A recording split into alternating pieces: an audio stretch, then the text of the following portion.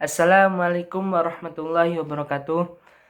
Perkenalkan, nama saya Muhammad Farudin Juniawan dengan NIM 202111066 akan mempresentasikan book review yang berjudul Sosiologi Hukum.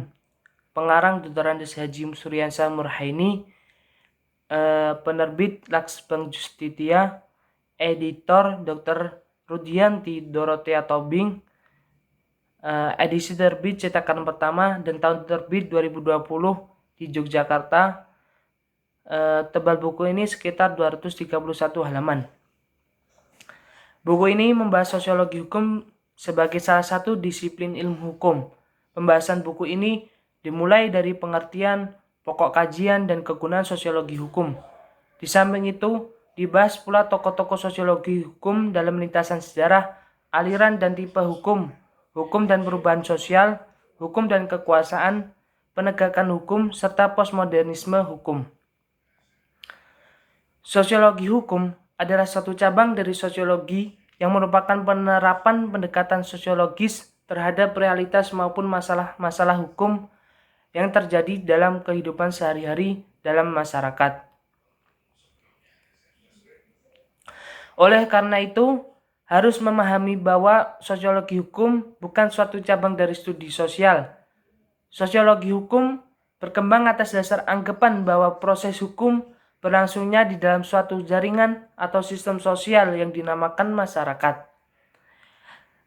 Di dalam buku ini, pokok kajian sosiologi hukum dalam masyarakat terdapat konstruksi hukum yang terjalin dari kebiasaan hingga terstruktur menjadi hukum tertulis, dengan kesepakatan bahwa konsensus menjadi kekuatan kepercayaan antar individu. Hukum sendiri berdiri pada tatanan struktural di mana hukum diciptakan untuk sebuah keteraturan atau keharmonisan dalam berkehidupan sosial masyarakat tanpa harus menunggu konsensus bersama dari individu, maka sering disebut hukum memiliki unsur pemaksa.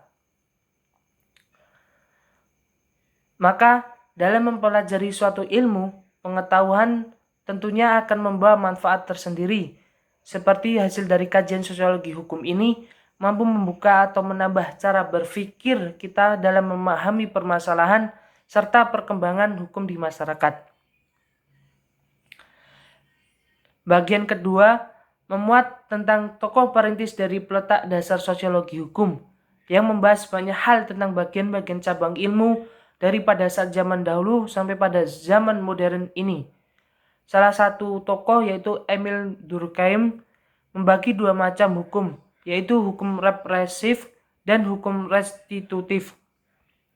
Bagian ketiga tentang beberapa aliran-aliran dalam sosiologi hukum yang membahas segala kejadian-kejadian hukum di masyarakat. Berikut beberapa aliran sosiologi hukum. Yang pertama, aliran formalistis atau teori positivisme hukum. Yang kedua, aliran utilitarianisme, atau yang ketiga, aliran sosiologikal jurisprudensi. Bagian keempat adalah membahas tentang tipe-tipe hukum dari hukum represif, otonom, sampai kepada responsif. Dan bagian kelima ini tentang hukum dan perubahan sosial. Hukum sebagai sarana pengatur perilaku, dengan demikian hukum digolongkan sebagai sarana untuk melakukan kontrol sosial, yaitu suatu proses mempengaruhi orang-orang untuk berbuat dan berperilaku dengan harapan masyarakat, karena banyak penyimpangan terjadi dalam masyarakat yang berawal dari ketidaksesuaian antara harapan dengan kenyataan.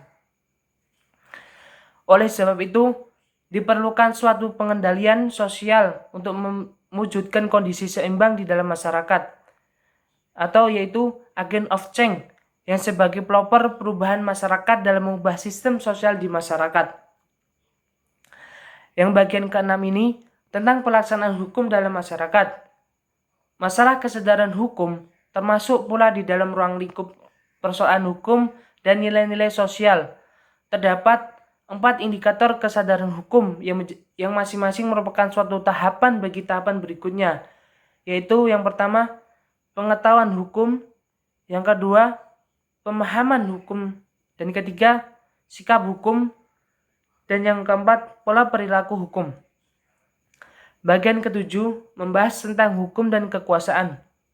Hakikat kekuasaan berarti penting bagi pembuatan hukum, karena kekuasaan bukan hanya instrumen pembentukan hukum atau lawmaking, tetapi juga merupakan instrumen penegakan hukum atau law enforcement dalam kehidupan masyarakat.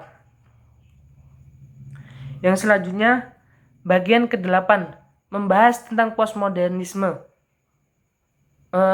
Postmodernisme merupakan suatu ide baru yang menolak ataupun yang termasuk dari pengembangan suatu ide yang telah ada tentang teori pemikiran masa sebelumnya, yaitu paham modernisme yang mencoba untuk memberikan kritikan-kritikan terhadap modernisme yang dianggap telah gagal dan bertanggung jawab terhadap kehancuran harkat dan martabat manusia. Pada dasarnya, istilah postmodernisme ini tidak dapat dilepaskan dari istilah modern yang mengandung makna serba maju, gemerlap, dan progresif untuk memenuhi kebutuhan hidup manusia. Keunggulan dan kekurangan buku ini. Keunggulan buku ini adalah dalam penampilan buku sangat menarik dengan kualitas bahan yang bagus. Buku ini perlu dibaca oleh akademisi hukum sebagai referensi dalam memahami sosiologi hukum.